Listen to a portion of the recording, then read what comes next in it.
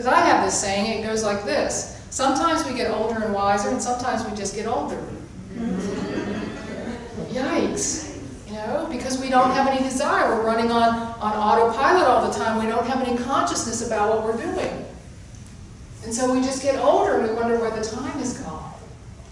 Well, many spiritual teachers and gurus have tried to tell us that the way to live consciously is to live from the inside out, is to live from the understanding of really what life's about is from the inside. What do I believe? How do I want to show up? How do I want to treat people?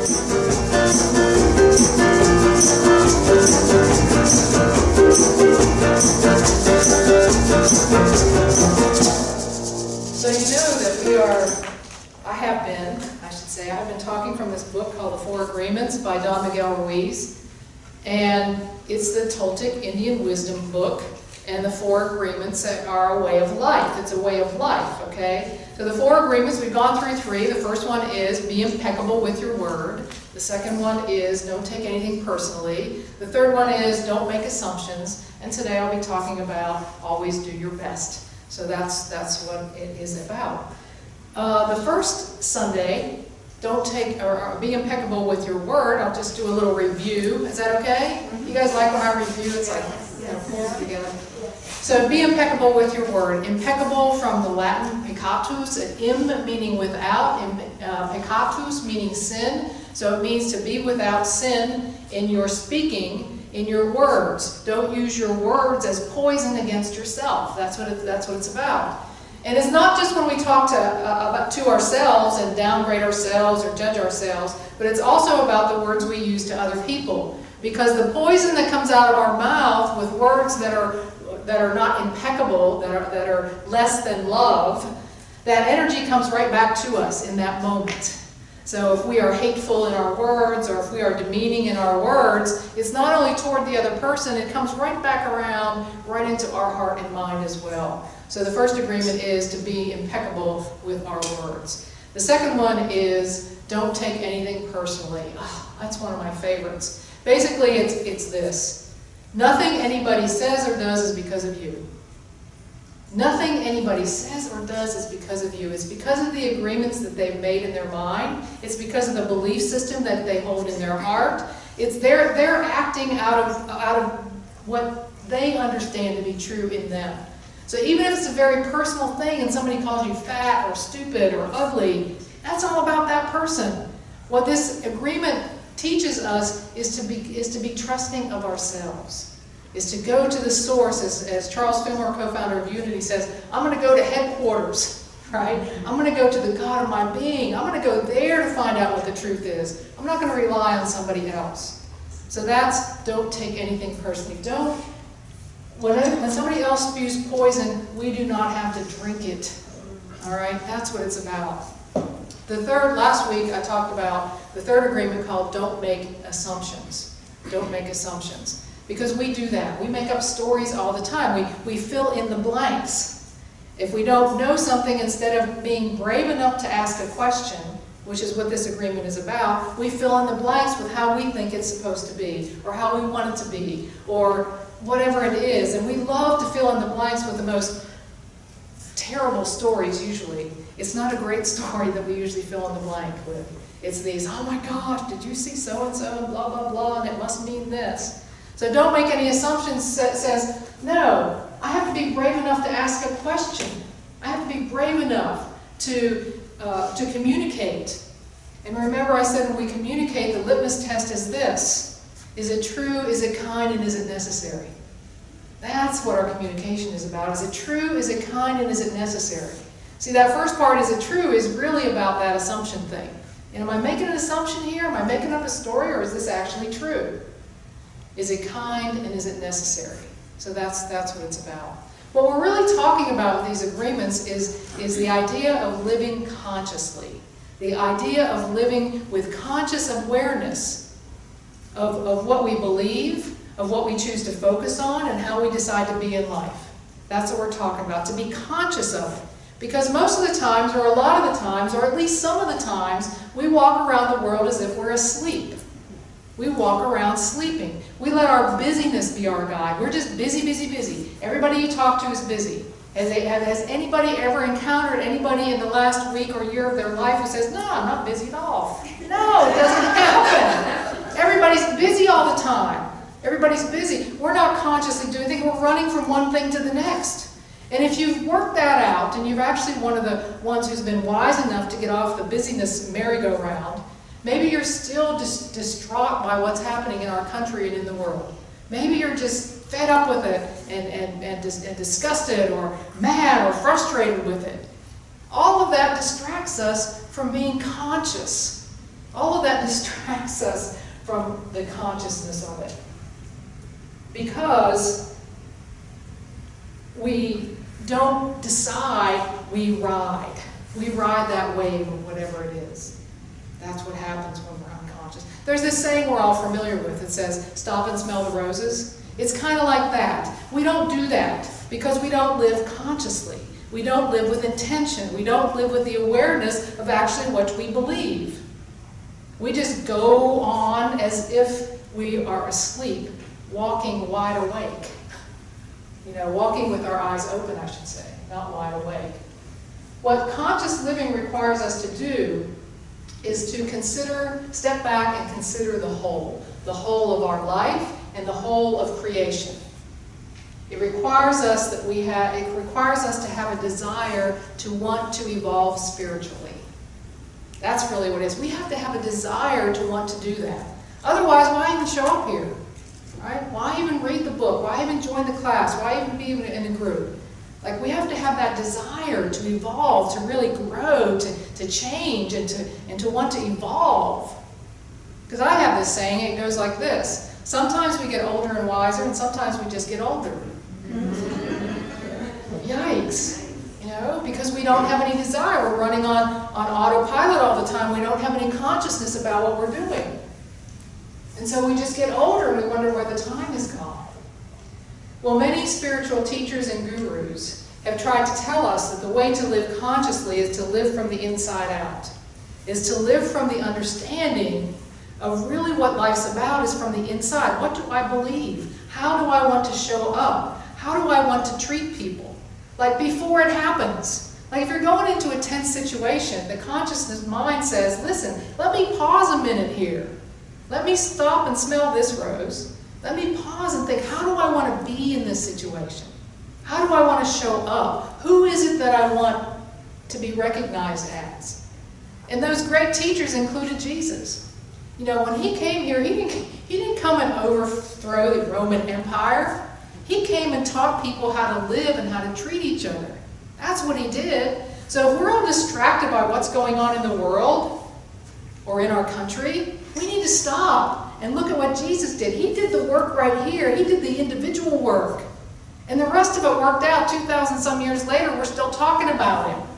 Okay? He wasn't king of anything in the physical world. Nothing. But he taught us how to live. He taught us how to treat each other. And that teaching about God and what God is and love and what love is has survived to this day.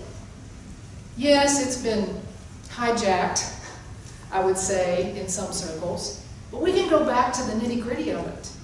Love one another. Here's the thing, love one another. Muhammad, in the Islamic tradition, Muhammad was the same way. He got his instruction from Allah. All the instruction was about how to live and how to treat people. How to remember God every day. How to remember the source. That's what Muhammad gave his followers. He taught them that. He didn't take over a whole country or try to be king of something. Martin Luther King Jr. did the same thing. When he saw, and he was called to do exactly what he did, I'm sure of it. And when he was called to do it, he didn't do it with aggression.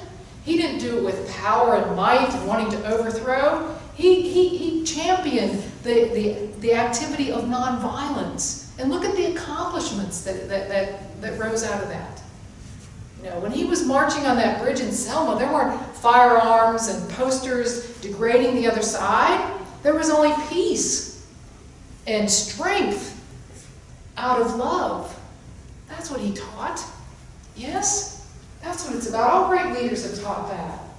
In the Jewish tradition, it's the same way as with Islam and what Jesus taught. The Jews always, in their activities, acknowledging God, acknowledging how to treat each other, acknowledging how to live together peacefully, all of it. That's what I'm talking about here. That's how all of these great teachers and gurus taught us how to live consciously. Taught us how to live consciously and how to treat each other kindly. You know, my friend Maggie, isn't here today, says, but all this stuff out here, all this stuff that we see in the world, all these pains and troubles, you know, it's so seductive. It sucks us right in. And if we're not conscious, it'll take us down that road. But I'll ask you this, you know, don't we really want to live in more joy? I'm not talking about fun. All fun is fine. Fun is fine. I'm not trying to say fun is not fine. But what I want in my life, and I hope you want in your life, is this deep sense of joy and satisfaction. This deep sense that no matter what is happening, that I am in alignment with the God of my being, that I'm in alignment with who and what I want to be. And I have this deep sense of joy in that. I can stand here and be perfectly okay. That's what we're after. So this conscious living is a big deal. You might have noticed. At least to me it is. So let me talk a little bit about this fourth agreement. Always do your best. What is this one about? Now, to do your best, I'll just say, you got to be conscious. It's not something you do something, then later on say, I think that was, that was my best. Yeah, that was. No, it's about consciously living and doing your best. Listen to this. In your everyday moods, your best can change from one moment to another, from 1 hour to the next, from one day to another. Listen to this. Regardless of the quality of your best, keep doing it. Keep doing your best. No more and no less than your best. Are you hearing that? You just do your best, because your best changes. I mean, come on, if you're sick, if you're exhausted because you've been up all night caring for a young child or pacing the floors because you're worried about something, versus the times when you're well-rested and healthy, your best is different. Your best is different. Your best is different on the days when you are mourning someone, a lost loved one. I mean, those days are really tough. And your best is different on those days compared to the days when you're on vacation or sitting at the beach. It's the truth. Your best changes. And that's okay when your best changes. It's the consciousness and the awareness of choosing to do your best in whatever situation, in every circumstance, and with whatever person you're with. That's the difference. That's the difference, because it changes for sure. It changes. The wisdom here is pretty simple. It simply is, just do your best. Okay? It's not complicated. It's just do your best consciously. Listen to this. Doing your best is taking action because you love it, not because you're expecting a reward. Most people do exactly the opposite. They only take action when they expect a reward, and they don't enjoy the action. And that's the reason why they don't do their best. So, do you love your job? Do you love when you volunteer, where you volunteer? Do you love it? Do you say yes when you mean yes and no when you mean no? Do you say yes and then really mean no and then resent that you said it? Mm-hmm. At least once or twice, maybe a year or a week. Yeah, that's the thing. We have to be conscious of how we want to show up. Let me give you an example. So about, 3 or 4 years ago, Renee and I were getting ready to go to a funeral the next day. And I said to Renee, I really don't want to go to this funeral. And then I thought to myself, is that true? Do I really not want to go to this funeral? Like, am I just being lazy? What do I expect to happen here? What's my hesitation in going to this funeral?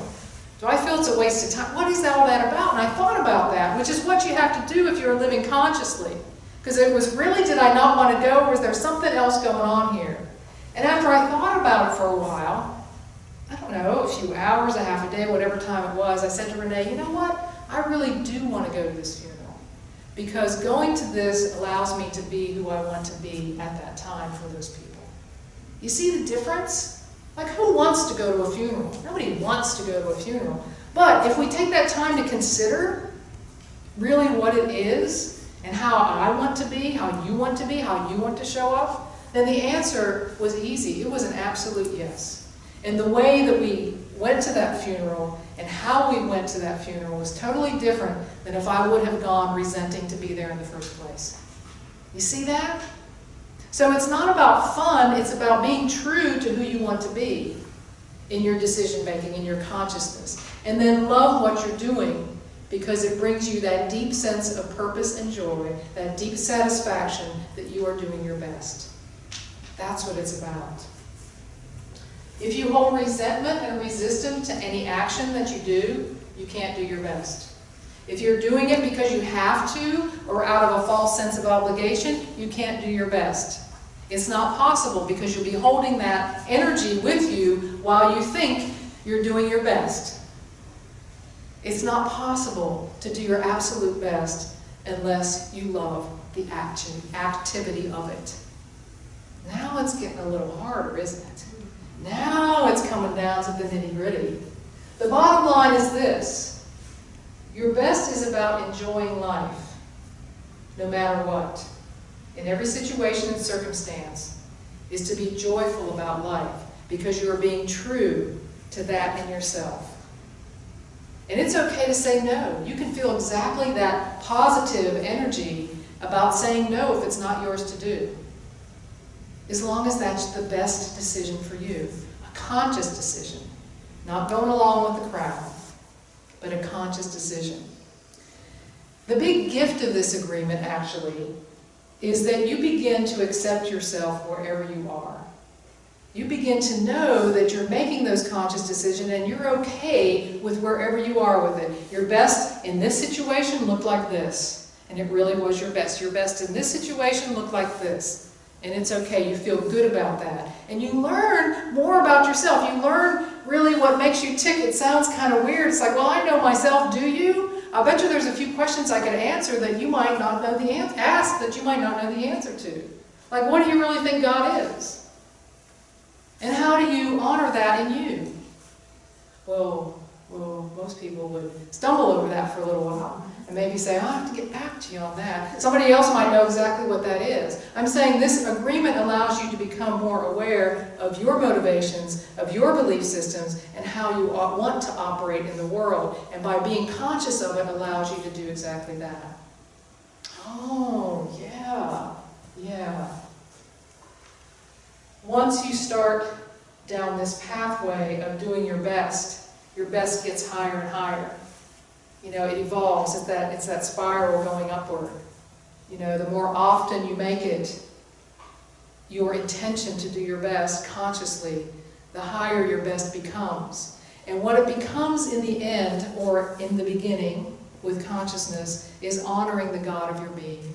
It's really honoring God in your life. Holy Spirit, Allah, higher power, divine mind, whatever your name for that power is.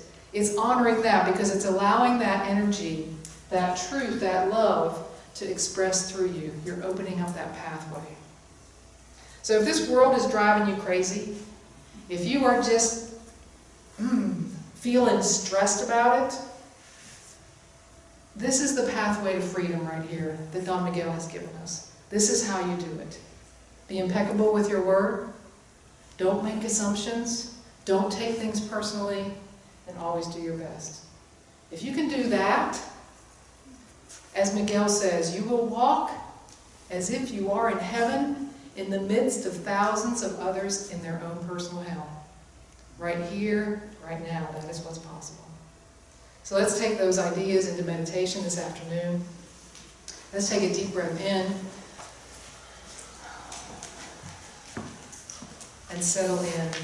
There's no room in any of these talks and any of these ideas for self-judgment. This is not about picking yourself apart about where you've been and what you've been able to do and not do. This is about starting today in this moment and deciding especially with this agreement, to stop and smell the roses, to stop and become conscious, to make a decision to do the best you can from where you happen to be today. And in the next moment, the same. In the next hour, tomorrow, anytime along the path, to pause and to ask yourself, is this how I want to be? Is this the best way for me to be? Is this how I want to show up to life? Let that be your guide. So breathing in and breathing out, as we settle in to this sweet, sweet time together.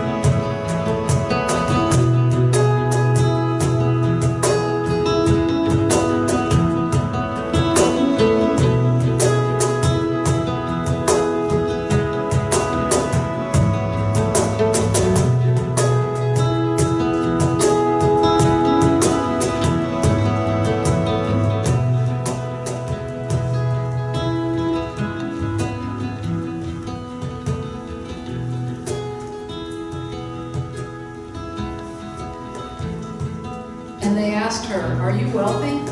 And she responded, "Yes.